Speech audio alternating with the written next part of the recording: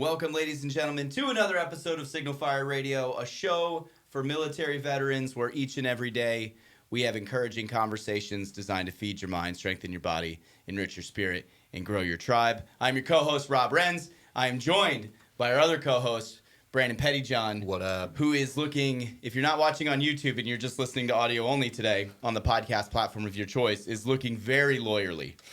Yeah, no, I came straight from court, so I typically like to dress down as much as possible, but you can't always do that. I love how I think we're on episode 8 or episode 9 of season 2. Like each episode is we get a different Brandon Pettyjohn. Well, a couple episodes ago, you guys made me change. Yeah. Because it just didn't go well. I didn't have another T-shirt here today to give to you, That's though. okay. Yeah. I didn't need it. I do really like that combat club. The tri-blend, man. The tri-blend, it shapes well, it feels good, it holds up long term. And you wore it down in the Bahamas recently, too. I did. You took a little mental health trip? A little mental health trip, a little family trip. Yeah? It was good. Did you bring the kids, too, or just you and the wife? Kids were there. We did a Disney cruise, which was cool, which I highly recommend for people because they have childcare on ship built in, and the kids loved it. So parents get a little bit of a vacation themselves, and you get to enjoy it a little bit. Jen and I, we love to cruise. We're avid cruisers. I think we're up to over 40 nights on cruise ships total as a family. She has a little bit more because she took a couple extra cruises. We took our first family cruise with the 4 of us last December. We had an absolute blast. Nice. We go Royal Caribbean, but we'll work up to the Disney one. Yeah. I hear good things about like going and doing the park in Orlando and then jumping on the cruise ship. And well, we went down to Miami, which was cool too. Ooh. Get to fly a Velo from we flew from Wilmington to Fort Lauderdale for $78 a person round trip. Yeah. Plane was super nice. It wasn't like Spirit. Did you guys check a bunch of bags? Because they got us on the fees. One. Yeah, oh, see, that's smart. It wasn't bad. When we go on cruises, dude, we travel so heavy, it's ridiculous. Yeah, no, you have to with kids. Yeah. But someone else sitting here. I'm already off track. I've already done it. Yeah. We have a guest, Andrea Smaxwell, which is a great name. Great name. Thank you. I'm a fan. You're a fan of Smaxwell? Yes. So much so that you chose it? Yeah. You chose to be a Smaxwell? Yes. What's your maiden name? I am not married. Oh, you're not married. Smaxwell is your family name. Correct. Oh my gosh, that's even better. So she could be anything. Anything. She could have changed it to Von Renz. Could have. I changed mine to Von Renz on Facebook so people wouldn't find me. It's not a real. We're My really fault. My fault. No, it's okay. I don't care. I'm still not going to approve your friend request. We're the Van Renzelaars is our family name. That's like your the nice. Dutch, and then we just shortened it down to Renz. What is Smaxwell? What is the Dutch? Dutch? Mm-hmm. If you ain't Dutch, you ain't much. That's what I always say. That's a new one for me. You don't know that one? No. What part of the country did you grow up in? I was born in Indiana, but so like the Dutch and German side is like Wisconsin, Ohio, Indiana, that area. Yeah, so I think that's where the settlers. Our family was in Iowa, so we had a ton of Dutch people in Iowa. So this is weird. I'm with 2 attorneys, and I'm with 2 people from Indiana. We found that out because I posted the clip from the last show, and she was like, "Oh, I'm from Indiana too, actually." Did you guys know each other? Like, how long have y'all known each other for? A couple months, right? Okay. Yeah. Chase over at VBC introduced us. Okay. Because, Andrea, why don't you tell everyone who you are and what you do? All right. Well, I'm an attorney, and I just moved to Wilmington from Greensboro, North Carolina, and basically what kind of precipitated this move was the firm that I work for, Deuterman Law Group, is a disability firm. It's based out of Greensboro and Winston-Salem, and we have a veterans disability department. So I'm actually a VA accredited attorney, and I help veterans appeal their claims, get service-connected disabilities, get the correct ratings, things like that. And my family lives out here. I went to UNCW. Just a couple years ago, actually. And so I've been visiting out here, and I joined a run club out here. And it was actually the folks in the run club that kept telling me, and there's a lot of veterans that I run with, they said, there's just no attorneys out here to help veterans. Yeah. And so it was kind of like a year-long process where I was visiting and kind of talking with the firm and discussing, the possibility of moving out here, and it would make sense because of family and things like that. So yeah, eventually it just kind of, the stars aligned and I was able to make the move, and it's been really busy and really amazing. And it's folks like you all and like you said, Chase and Mark Arrington, everyone's really helped to get me connected to this community over also with UNCW, the Military and Veterans Affairs Department. everyone's been just amazing, and I'm super excited to be here. So it was a strategic move then, too, by the Deuterman Law Group to put you in Wilmington because of the vibrant military community that we have here? Or was it a strategic move for you to end up here? And yeah. What? Yeah, give me the real story, Smaxwell. I mean, I think that it's more of, like I said, the stars aligned, and it just, everything was pushing me in this direction. And we've got a great team in Winston-Salem and Greensboro, and it's a veterans disability. Having attorneys involved in this area of practice is just newer in general. It's not like Social Security where there have been attorneys involved for a very long time. So it's just a newer area of law for attorneys. There's a shortage of representatives, definitely a shortage of attorneys. And so, given that, every day we're just learning about, more and more, like as we learn more about the law, then we learn more about the veteran community, because I'm not a veteran myself, but as I get more and more involved in these issues, it just keeps opening my eyes up to like, wow, this is just these are so many like devastating situations that are happening and not being properly addressed. And, I think part of it so it's federal law, right?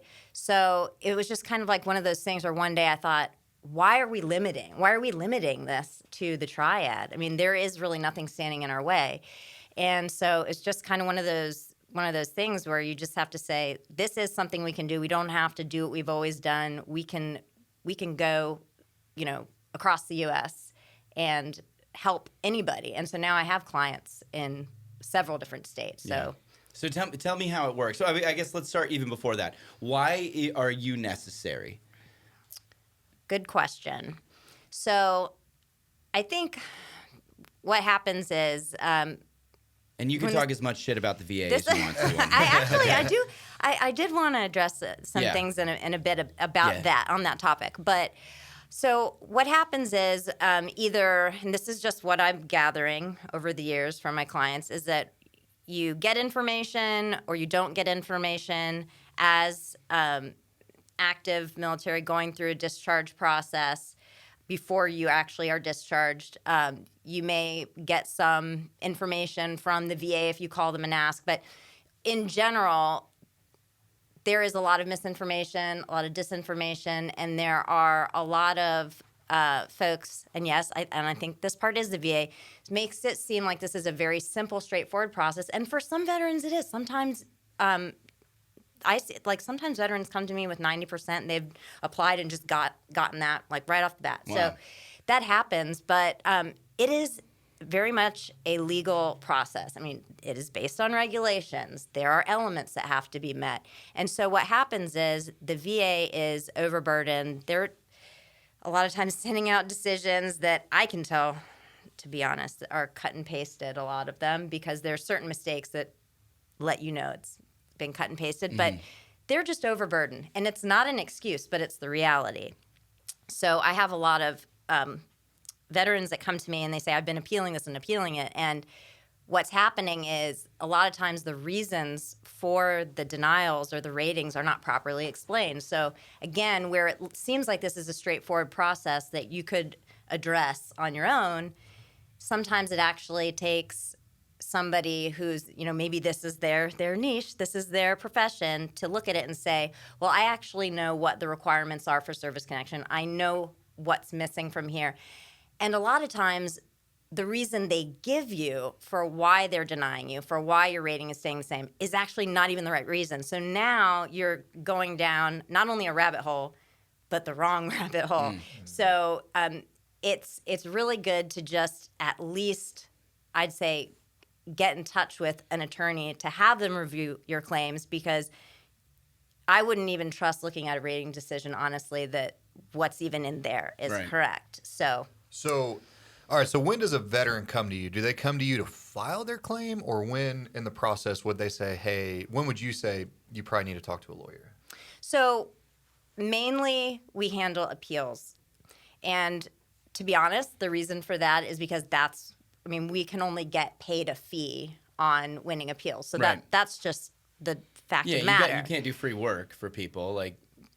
But the VA doesn't allow you to charge for. Yeah, it's set in the regulations that we can collect a fee off of the back pay that's awarded from an appeal that we file.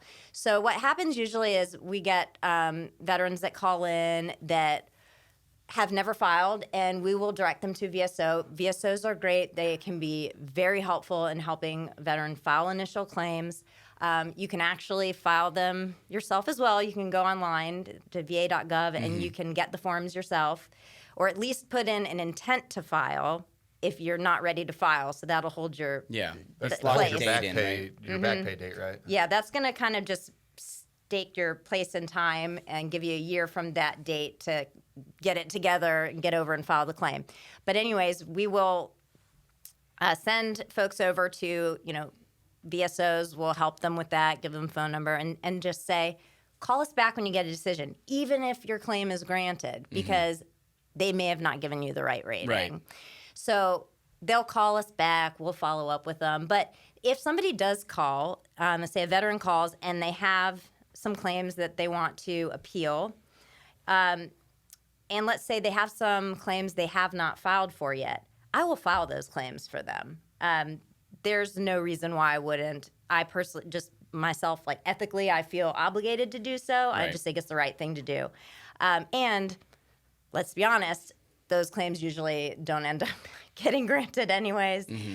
So, I like to, if a veteran comes to me, I'm going to look at the whole veteran. We're not just taking only these claims, only those claims. So. But you are going to get a lot of new business from this. Hopefully. From being in Wilmington and from being here. What a great thing to have in our local community, an exceptional resource. Can I throw out a hypothetical situation that actually happens to be completely real? Absolutely. Okay. A friend of mine. Yesterday, me, after, so the first, actually, before I say that, let's talk about the stigma, because we have talked about it a lot, Brandon, you and I, and Matt when he's able to make it, which, by the way, Matt's not here, even though he was going to be here because he has to go to the VA. Yeah. But I took him fishing this morning, so we got some some mental health time. Where was I going? Oh, the stigma behind going for an appropriate disability rating, maybe not necessarily based on how you feel at your best moment, but at your worst moment, and then trying to look forward 10, 20, 30, 40 years into the future and navigating your mindset through that gray space of the unknown. What is your position on that? Like, should everybody be filing to try to get 100% disability rating, or how are you thinking about that? How should the veteran community be thinking about that in your legal opinion? Okay. So first, I want to say that there are a lot of representatives and there are some lawyers who will outright advertise that, we're going to get you 100% guaranteed. Right. That is absolutely incorrect in my opinion. Is that ambulance chasing? I think it's unethical because you can't guarantee that, first of all. You cannot guarantee it. So the best way to address, I think, your hypothetical is to first start with the fact that a disability rating from the VA is meant to represent your current level of disability, and you get monthly payments based on that rating that, is translated into an amount of money. So sometimes, and this is true, sometimes people get better. Sometimes people do get worse. A lot of times these injuries, they get worse over time. Back injuries don't usually get better. Yeah, and that's the stuff that they usually deny for, right? Because and that's where we'll go with the hypothetical but very real situation that I want some free legal advice on. Sorry, continue. So hypothetically, what I tell my clients, and this has to do also with filing new claims. So let's say they're having feet issues, issues with their feet, and then I ask, are your knees okay? Because I just know from experience that a lot of times foot issues are going to end up causing knee issues, back issues, etc.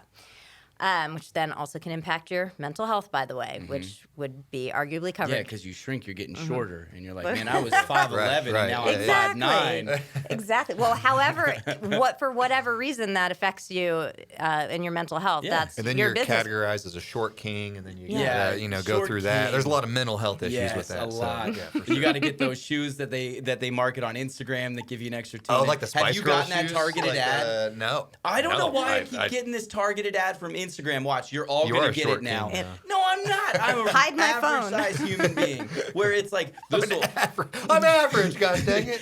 This shoe will add 2.5 inches to your height. And I'm like, I'm married. I have 2 children. On my best days, I'm 6 foot, but most days I'm 5'11". Why am I getting this freaking ad? Because that disclaimer you just put on it. Yeah. I'm 6 foot on most days. But I'm not wearing flip-flops. They are targeting you for a reason, my friend. Yeah, because it's exactly right. It's like, do you want to be 6'2" instead of 5'11.5"? They just know you're super vain, so that they know that's a good ad for you. Yeah, I don't know. I don't know how I'm getting these ads. Obviously, sorry. Continue. Yeah, well, I mean that what you've just said kind of made me think about it. How I want to explain it is, you said on some days I'm this tall, and some days I'm not. Well, the reality is when I'm asking clients about, do you have other conditions we should file for? A lot of times this is a response I get. Well, my right knee hurts. Well, does your left knee also hurt? Well, it's mostly my right. See, that's the thing. That's not really what we're trying to address here. We're trying to look at the body parts individually. So even if your left knee only sometimes hurts, there's still something going on there. There's still a condition there. So I always try to caution folks, don't just file for what is at the time bothering you the most, because as we've just talked about, things that bother you a little, they can get worse over time.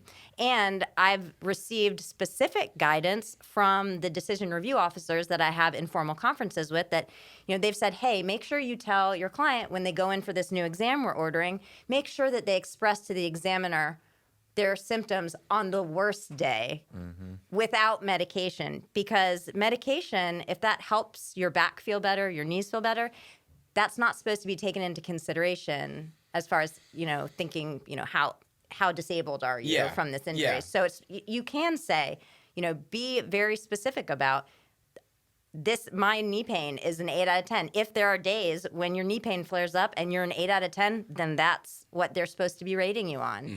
But you do have to be honest. So, and then if you do have an increase and you need to ask for an increase, that's fine.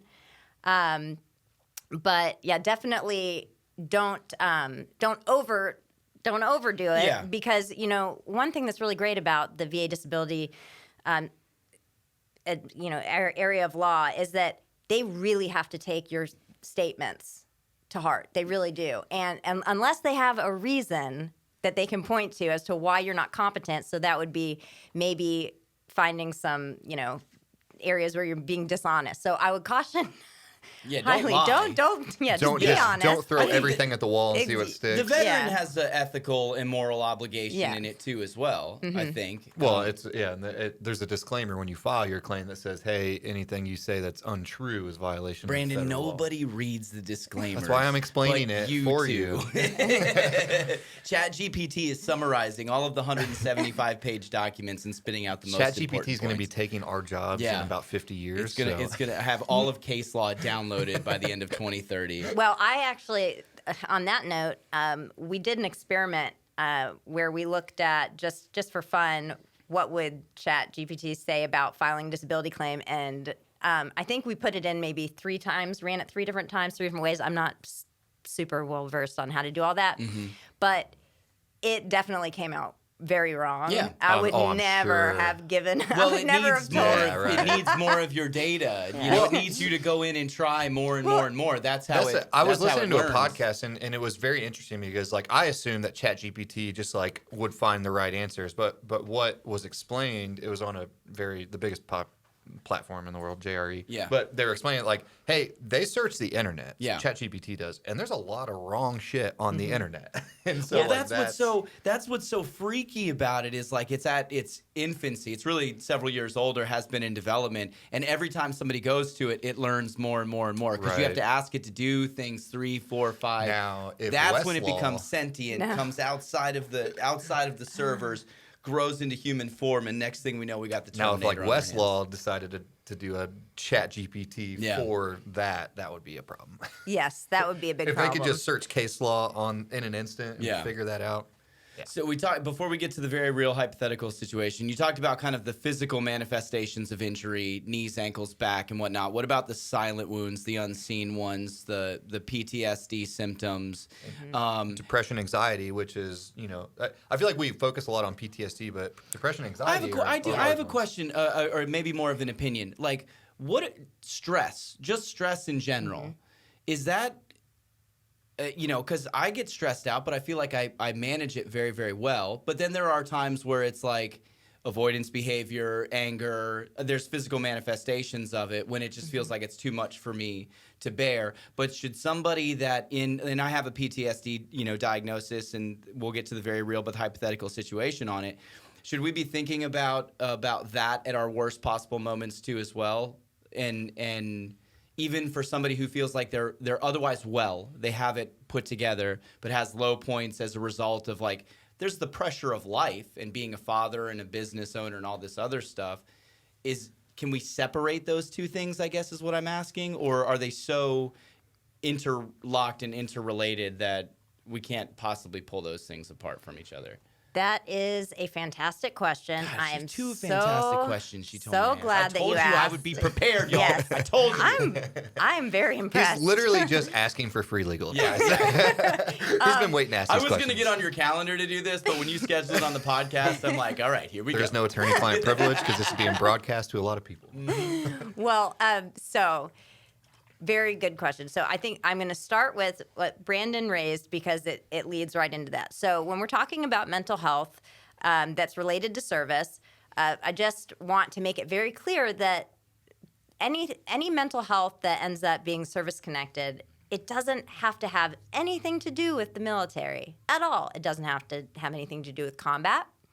In this light, I hesitate to say this, but I sometimes think about VA disability in terms of like, it's like an insurance policy. It was from, covering you from all of your active duty or active duty for training or whatnot. And if anything happens during that time, for whatever reason, and you still have issues resulting from that, then that could be service related. Doesn't have to be PTSD from combat. So a lot of the silent suffering, I think with my clients happens from physical injuries that create a lot of mental stress, and those physical injuries are related to service. Or they're just something that happened during service. I mean, you could fall down the steps when you're on leave on the weekend, and that's still something that happens during active duty. I used to do that on a cruise ship. At this point, not involved. Well, I hope you're okay. I'm good. All right. It was embarrassing at the time, but I can imagine.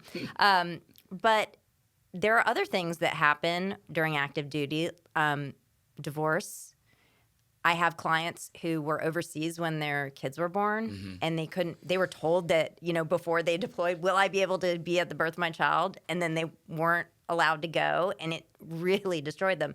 But more than that, nobody decides what is a reasonable cause for you to have any mental health symptoms. So you could actually just become depressed or anxious or stressed during service, and that continues to this day. Now, if along the road, because this is life, things are going to happen. So let's say this begins in service, you're discharged. 5 years down the road, a parent passes, and then, you're sitting around thinking one day, should I file? I don't know if they're going to say this is from my dad passing because I'm having a real hard time with that. Well, actually, the VA, there's certain ways they can try and delineate, but they do take into consideration that if the initial stress or anxiety or depression began during service or began as a result of something from service, naturally, other things are going to happen in life that are going to compound that.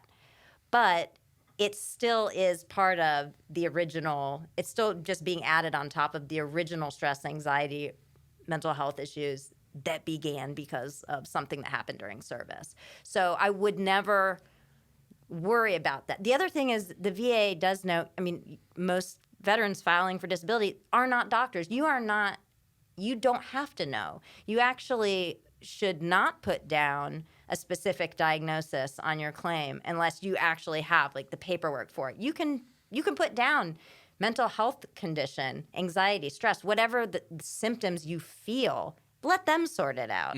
You know, and if you're not happy with the decision, call me. Hire you. Yeah, Sure. exactly. Yeah, right. And you know, I'll go through it with you. So don't run over to WebMD and be like, okay, I know that this is the thing that is wrong with me. Just say, I feel this way and it doesn't feel right. Exactly. And that's what you put on your paperwork. Yes, and you don't. And one thing that the Chat GPT had said, to go back to that, had said, you know, all right, now it's time to file your claim. But wait, first go get all the evidence that you need, then file your claim. Absolutely not. Absolutely not. No.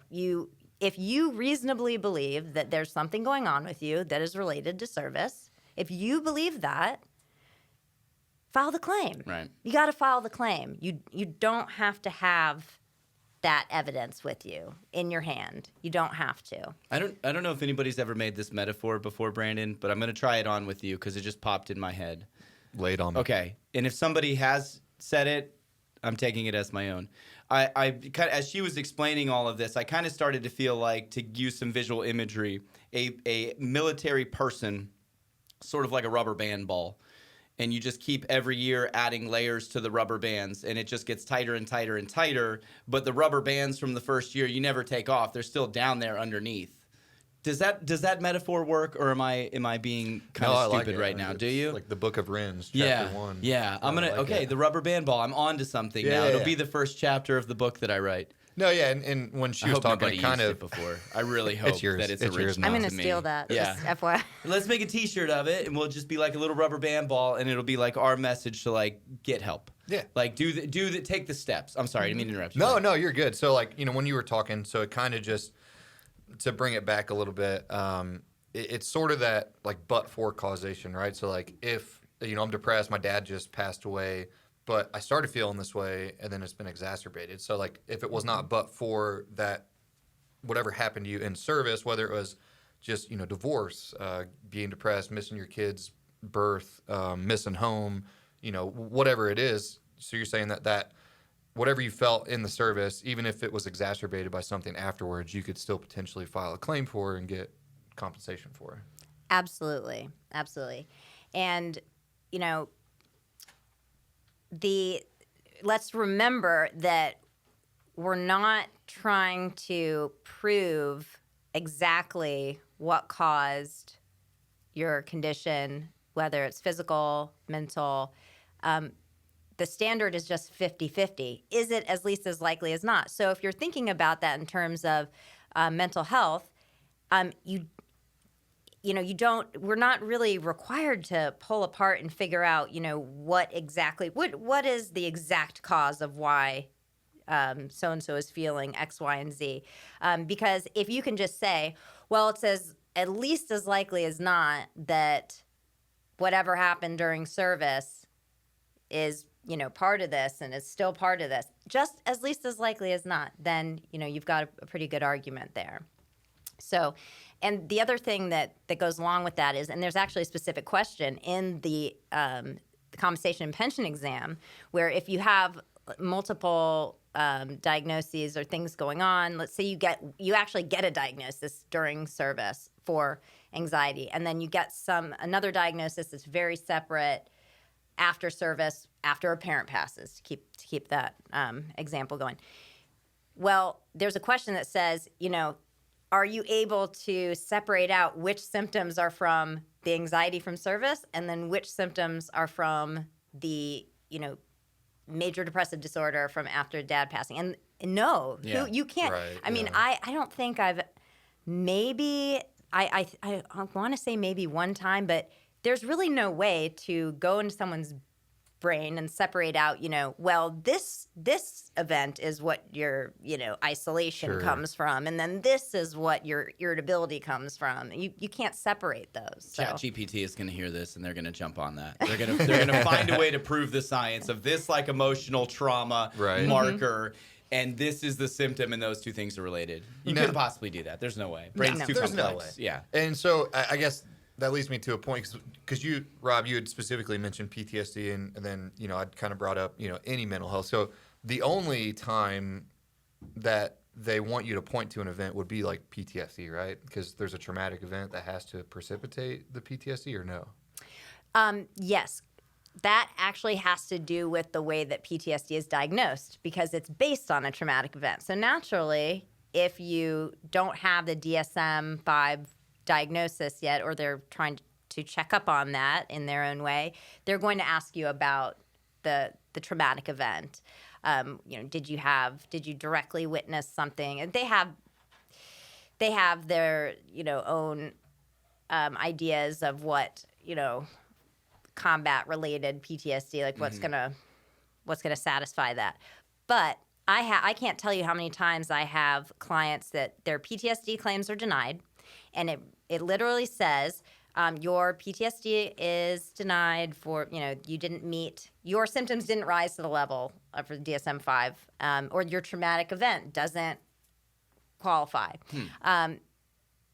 But then I look in the records and they have a diagnosis for anxiety or depression. And, well, a claim for one type of mental health issue is actually a claim for all of them. So I just end up talking with somebody over the VA, which is going to be a decision review officer, and I say, hey, look, he doesn't have the PTSD diagnosis. And a lot of times it's difficult with my clients because, I would never say, I'm not them. I don't know if they have PTSD or not.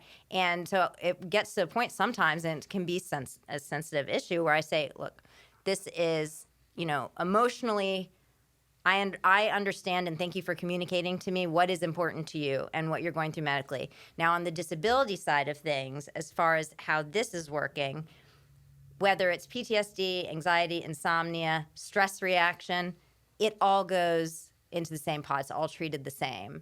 So you're only going to get one mental health diagnosis. So if it's harder to prove PTSD because you have to have it's a little bit more stringent with traumatic events and the like, then if you already have anxiety or depression, you can go with that, and it's going to most likely give you exactly the same result.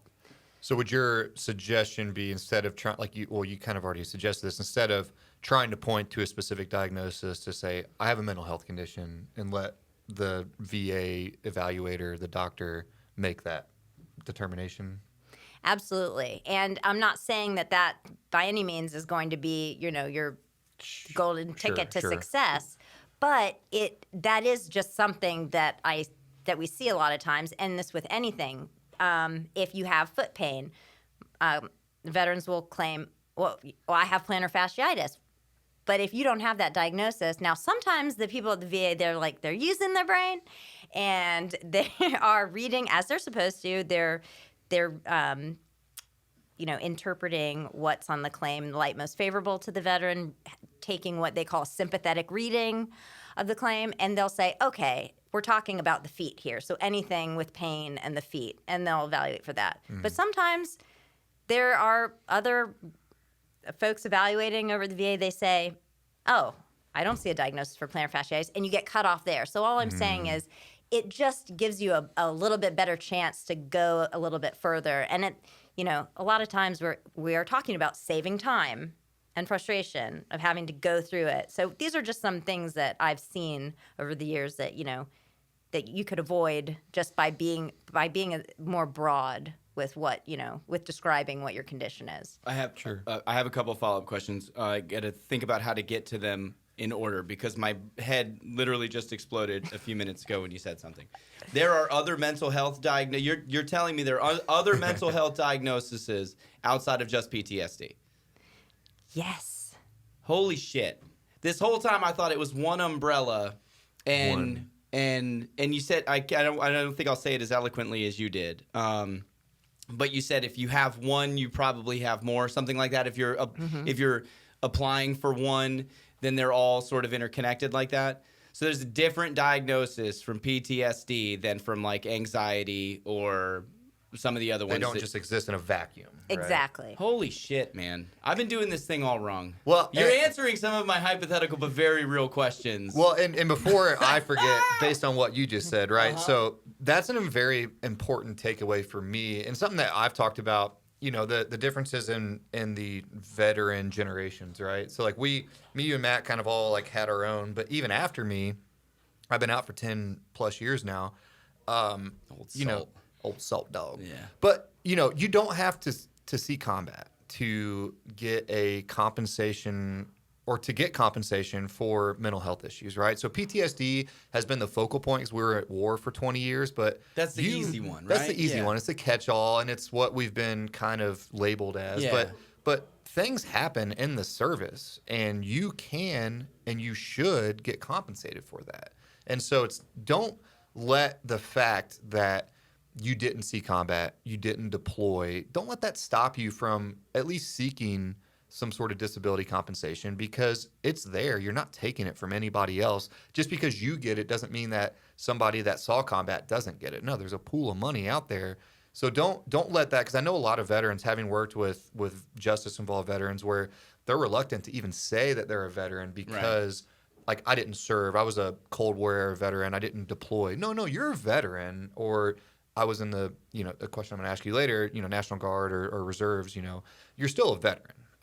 And so if something happened to you while you're in service, you deserve compensation for that. So don't let the fact that you weren't some, chesty puller type, get in your way of seeking that. I try to advocate for that, because a lot of people don't understand or realize that there's not like a finite amount of resources. It's for all of us. It's for all the veterans out there. Yeah. Get compensated for what happened to you while you were in the service. You should, before you embark on that journey, though, maybe here's a piece of advice, because I understand the conflict that exists between veterans where they're like, maybe it's just a silent audience thing, but I don't want to feel like I'm taking advantage of something that I didn't earn, right? That's a very real feeling from veterans. And then there's the other part of it, maybe that imposter syndrome, where they feel like they didn't do enough to get it, and that's the roadblock to it. Sure. But then also navigating a very complex system, and it's like, I just don't want to put in the effort to it. But before you embark on that journey, you should really sit down like alone and quiet for as long as it takes and relive as much of what you can of those time that you were in service. In this conversation today, I've just like been going through like some things that happened while I was in service that, looking back on it now, I'm a bit more mature and maybe a bit more wise, where I can say, yeah, that was a really bad thing that happened, and I never really considered it as being a part of like my health, my holistic health. And so I never brought it up ever during like going through my claims process. Never once at all. But it happened. And so now but I never stopped to think about it. So I guess that's the piece of advice, is like, one, I understand where you are in saying you don't feel like you earned something, but really take time to work backwards from your end of service to the beginning and get around it. If you didn't get shot at, that's not the only thing, if you earned a combat action ribbon pocket square. You like that? Brought that one back. That's the only reason that you should be filing a VA disability claim. Bullets don't fly without supplies, what I've heard. Hey. Oh, I love it so much. Is that sound advice? You two are the attorneys here. I don't want to be the only one dishing out, The only thing that I would recommend before, and both of you very well said, especially because of being veterans. So I would, strongly recommend that if you don't have someone, a number that that you can call mental health wise, if you're not already seeing a therapist, if you at least let somebody know that you want to embark on this journey, and maybe figure out somebody that you could check in with or a professional you could talk to about it, because it's every day I'm talking to new clients. I mean, the phones are ringing off the hook, and so I've got new clients to talk to every single day, and it's always just being transparent here, is always that bit of nervousness where I have to really gauge, what is this person willing to discuss? Mm-hmm. What do we actually need to discuss? And what can I just ask them to write down and bring with them to an exam? And we don't really have to get into it. And taking that temperature can be a little bit stressful. But I would just want to make sure that you at least have a plan if things get a little bit emotional, and let somebody know what you're doing. Again, because I have clients that 30, 40 years later started feeling some type of way, and it was really good that they had somebody to lean on in that time. So but yes, so with that disclaimer, caveat, I would say absolutely work backwards and think. And just with a simple example, when when your feet get messed up because you've been shoving them in these little boots because they're probably not the right size, like marching around, ruck marches and things like that. You may not think about it that down the line, you're you're filing for your back, but maybe that started because of your feet. So, what do you remember? That is good advice. What do you remember ever, bothering you during service? And It's helpful. So I have what's called a PIV card, I'm VA accredited. So I have a level of security clearance and access into the VA's file, so I can see all the service treatment records. And so I can ask a client, what are some problems you deal with today? And if they have stomach problems, sometimes I look back in the service treatment records and I see just all these reports of, the sick call, like stomach problems, all this stuff. And it's like, they're like, oh, I didn't remember that. And the great thing is that, it doesn't take me, but sometimes a few days to get that access. I think if y'all ask the VA for your records, I think they mail you like a CD-ROM or something like that. About right. Yeah. So a USB-C thumb drive that doesn't plug into any new computer. USB-C, USB-B, whichever one. No, it's probably a CD-ROM. Yeah, probably. Computers don't have CD. A 3.5-inch floppy. Yeah. Ooh, there we go. Had to fit that in. Had to fit that in. Yeah. Like that. Oh, before I forget, though, on that note, though, I know I've mentioned seeing things in the records, and that's obviously like the first place I'm going to look, but don't ever let the fact that you didn't report something stop you from filing, because I think, and at this point in time, we're all on the same page, even at the VA, that y'all didn't report everything. Yeah. Like, you just didn't. There was literally a fire 80 years ago where they lost everything, too. So it's like there's some historical precedent that records aren't always maintained perfectly by DOD and by the VA. Absolutely. And a lot of times, and I don't want to get too into complication legal. Do it. So sometimes after you get a decision, the VA finds records and they add them to your claims file, and they're supposed to reevaluate those previously denied claims if those records they added are relevant. Yeah. Because if you think about it, if you have records from the 80s and you file in 2000, that's supposed to, they're supposed to have all the records. Yeah. They're supposed to consider everything. Now, if in 2010 they add some records from the 1980s, then they're relevant. Maybe you've got your back complaints in there.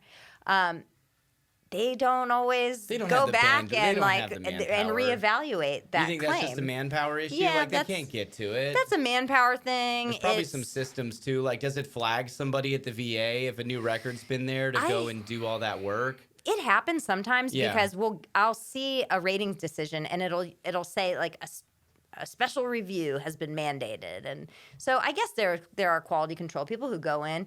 Sometimes if they're in your file for some other reason, it might get noticed. There are a lot of really, really great people that work at the VA who are veterans. Yeah. and they are there because they want to do the right thing and they feel comfortable. Think about it. You're a veteran. Maybe you want to work for the VA because you want to be near veterans, or it just makes you feel like that's, you're closer to your tribe. Yeah. But so there's things that can happen with your claims file that are just other legal things, but that can be really exciting because I had a gentleman that called, veteran, and the sweetest gentleman, gosh, he was so kind, and he just wanted help with something small, and I looked through his file, and within maybe a couple months now, this isn't the case, obviously, for everyone, but this is just an example of the types of things that can happen. Well, I saw that they had added some documents, some service treatment records. They added them after some previous decisions. They should have added them, beforehand, and a lot more legal stuff that I'm not going to explain. And then, turns out, there was a huge sum of money that we were able to get for him, and there's going to be more, I believe, coming for him. And was he expecting to get that many zeros on the check? I don't know, but it's like, it's such a good feeling to help somebody and help them get what they deserve. And see, that claim that he had let that go. He's like, oh, it was denied. It was years ago. And it's like, what a cool thing that was to get to catch that mistake for him and say, no, we can still get this for you because you got denied because they made a mistake of a level, which they have to make a really big mistake for it to go back like that with your back pay. But that is one of those mistakes. Yeah. If they put the stuff in late and it didn't get to be considered, they have to look and see if it was relevant and would have changed the outcome. So, yeah, there's a lot of advantages to having someone who can have this kind of access and look into your file, and So that leads me to an important question. I get denied for a claim. How long do I have to appeal that claim? So you have 1 year from the date of to be precise, the date of the notification. So there's the ratings decision narrative that you get that explains why you were denied for each condition. And then there's also a page that has, it says this is notifying you of your claims, and it'll usually bullet point everything. It'll tell you your appeal rights. It'll give you a bunch of numbers and dates about what you get paid and when, or how much you've been getting paid monthly. So it's the date on that. And it does end up making a difference sometimes because those dates can be, I've had cases where they're over a month apart. So that's more time that you have to file. So you're going to go off of a year from the date of notification. And I'm going to say this, and this is not a guaranteed thing, but there's some exceptions being made because of COVID. Okay. And now it was supposed to be based on just being in a state of emergency. And I think that technically, did the president possibly end the just recently in I May. Just read another article that there's another wave coming. Oh, so okay. We might get reopened, baby. Well, Nobody knows, I'm not right? excited about COVID, but like nobody knows. They're just sweeping it under the rug. It's like, Right. oh, these last 3 years didn't happen, which is exactly. Sorry, finish your point because this is exactly the real life hypothetical situation. You teed it up and you segued it so perfectly. Yeah, and but- I want to do one thing before you do that. Okay, So you're good. this is so. I cannot believe everything that's happened with COVID, but if there are some things that are available because of it that are a good thing, then I'm going to make sure that we utilize those benefits. But there are cases where you can have an extension for appealing a claim if it's outside of the year. I'm not going to get too in detail about that because that really does. There's a whole procedure, and you've got to contact your office if file they've it got properly. that. Yeah. So if you have questions, if you think that you have a claim that maybe you were denied, all the way back to like 2019, if you were denied in 2019, 2020, 2021, 2022, right? Maybe give us a call so you can run that bias. And the reason why I say call and ask is not because I necessarily need to take your claim, but the reason why is because if you file it on your own the wrong way, you cannot fix it. It is a one-time only for that moment. If you file it wrong, you can't go back and ask for the extension. And what that means for you is that you can be sacrificing your back pay. So again, it doesn't apply to all the claims and all situations, but if you have some claims that you want to appeal, and this is the main point, if you have claims you want to appeal, the time to call an attorney or another representative is before you file the appeal. Because I can't tell you how many times people file and then they call, and sometimes it's too late. Right. Yeah. So I would definitely, if it's about an appeal, I would definitely just get some. It's free. Yeah. Sure. So just call and ask. So before Rob's hypothetical, I wanted to ask one more question based on that. Yeah. So say somebody's listening and they got denied in 2015. Should they just give up on that, or what is, hey, I got denied, I didn't appeal it or anything, should they just give up, or is there anything they can do to try to pursue that? No, do not give up. Do not give up. Because the question you have to ask yourself is, do you currently have the condition? Do you still have that back pain? If the answer is yes, then you should pursue that claim. Absolutely. So refile? You would refile. I recommend that you either go to va.gov, get the forms. It's pretty simple instructions, honestly. It's pretty straightforward. Or you can just contact a local VSO and say, hey, I would like some help putting in a supplemental claim, because I've filed for this before, but it's been definitely several years and I'm still having, issues with this condition. While you're at it, if you're going back to file again for claims that are, it's been over a year or several years, and if you're already going to do that, ask yourself while you're doing that, are there any claims I have not yet filed for that I should file for?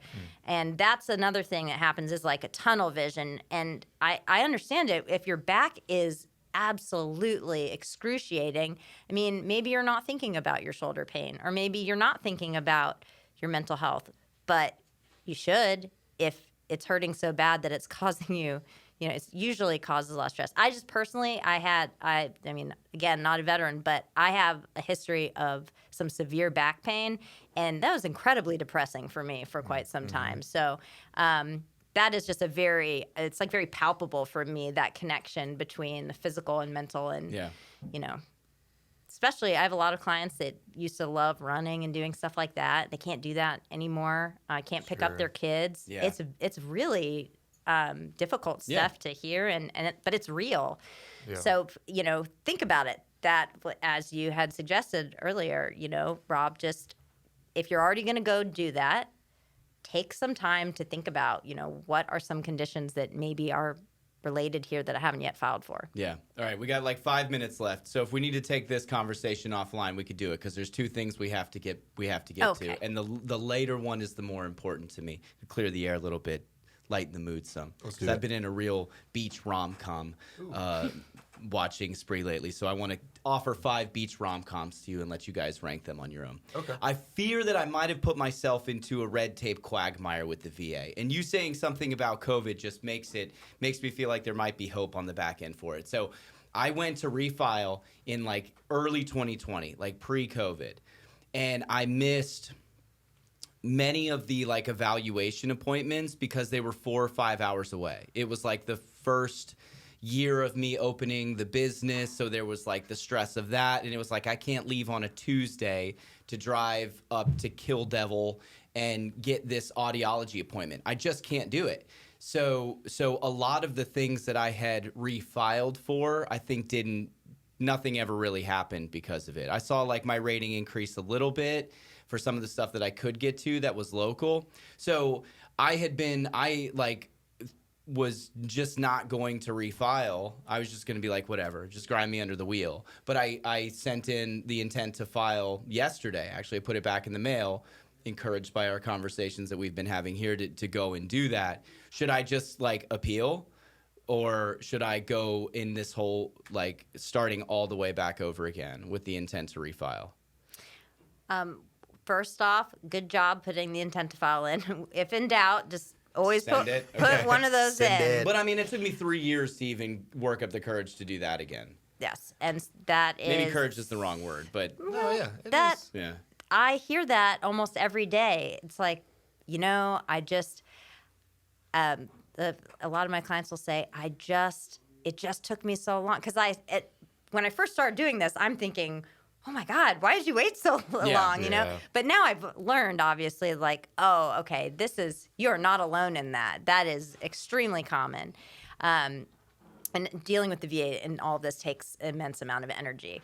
But so a few things in this hypothetical situation, but so what I had said before this, don't file any appeals on your own. So no, don't go ahead and appeal. I would schedule a consultation. What I'm asking you is like, should I just start working with you right now on it, or is it more conducive where I am in this pipeline just to try it all over again? No. Okay, you're hired. And so that happened. That's a contract. Do you want me to We've determined that offer acceptance on a podcast is an actually binding contract. Well, and I didn't mean to interrupt you, but the age-old, the thing that I always like to tell people, if you're asking yourself, do I need to hire a lawyer? You need to hire a lawyer. So, do I need to hire you? Yes, you do. All right. At least schedule a consultation. Yeah. Talk through it, because those things like the paperwork, all that stuff, it bothers me. You don't know what you don't know. Yeah, it physically frustrates me. I go to an insurance professional because I don't know what I need insurance for. Right. I go to a CPA because I suck at math. I go to a lawyer, even as a lawyer, if I have some legal problems that I can't figure out. So, So for you specifically, or anyone else that might be in the same situation, schedule an appointment. Yeah. Andrea can talk to anybody, and we can recommend a bunch of people, but it's not local. It doesn't have to be local. You can call and schedule an appointment. I don't think a lot of people are going in to see people. How many appointments do you do in person? We really limit that because of still COVID, and also, a lot of my clients don't feel well. They're disabled. So I don't need them getting up and having to drive and do all this stuff. We can just pick this up, right? Yeah, and we can do, Zoom type calls and all that. All of the board hearings are Zoom. That's really just where we are right now. But, I represent folks all over the country. So, DeutermanLaw.com, 866-373-1130. If you have questions, like Brandon said, I would call first. You don't want to do anything that's going to put you in a bad spot. Right. And it doesn't cost anything to ask. So. Yeah. Well, and I guess that's something we haven't covered, right? How do you get paid if it doesn't cost anything? It doesn't cost you anything to call. There's no upfront fees, even if we do sign your case. We get paid, and this is regulated by the government, but we get paid off the back pay. So you can charge more than we do, but we charge 20% of the back pay that's awarded. So there's nothing, we don't touch your pension. That's illegal, by the way. There's no continuing fees in the future, anything like that. It is just literally like a finder's fee, basically, because we have to get paid to continue to do what we do. But so whatever the back pay is, the money you should have already gotten, we take a fee from that. And then, whatever benefits you get moving forward, that's yours. You guys take a lot of risk in that too, as well, because there's no guarantee that it's going to be a big number or a number at all on the back end of you guys doing the appeal. I'm sure, obviously, you do your due diligence on the front end. You're going to take things that you feel like you have a reasonable chance of getting some outcomes on, but be weary of I know that there are organizations or businesses or companies out there that say, hey, we'll get we'll do this for you, but you're going to pay us X amount of dollars for X amount of time. That's actually, like she said, there's regulations on how you can get paid. And if the person's not accredited, and they're trying to do this the backdoor way, it's because there's an issue. Call a lawyer that's a VA accredited. There's literally a list. You know, call a lawyer. Even if you don't call Andrea, call somebody that's accredited, because unfortunately we are, you know, to some certain extent, a vulnerable population, in that we need something. So we're looking out, we're reaching out, and people prey on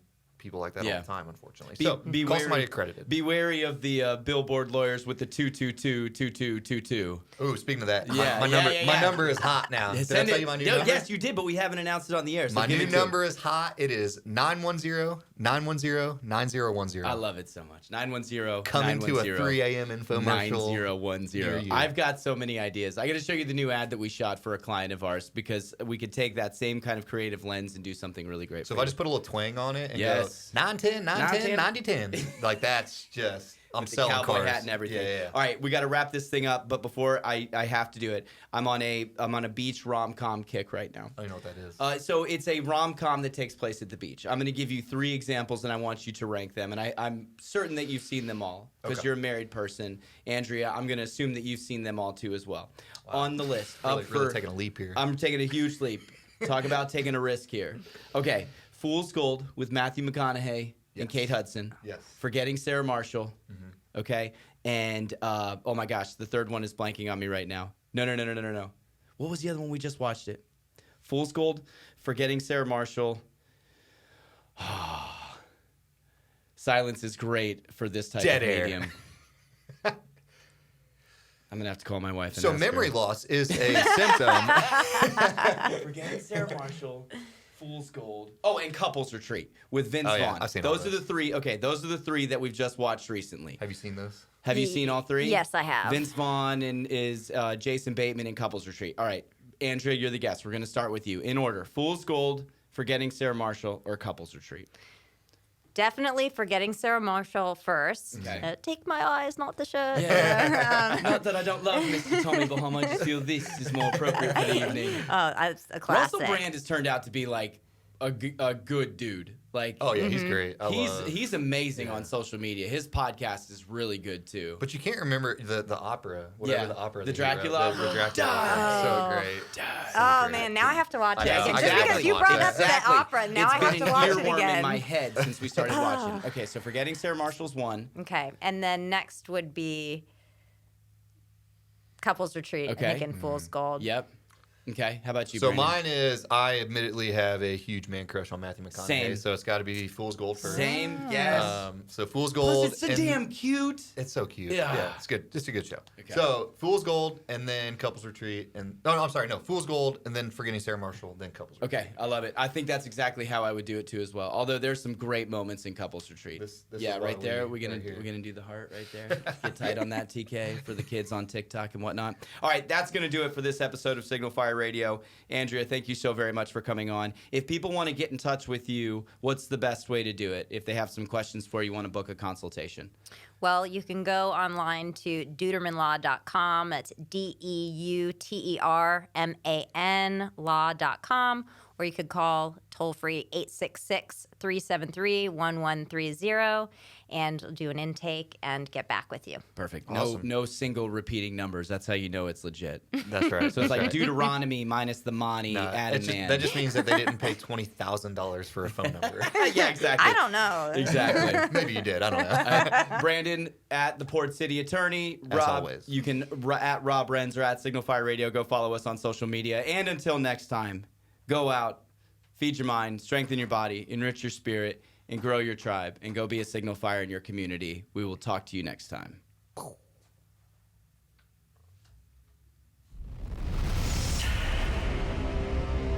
Wonderful. That was That was great. mind blowing. All right, Andrew, I'm gonna Thanks. get A on whole your lot of calendar.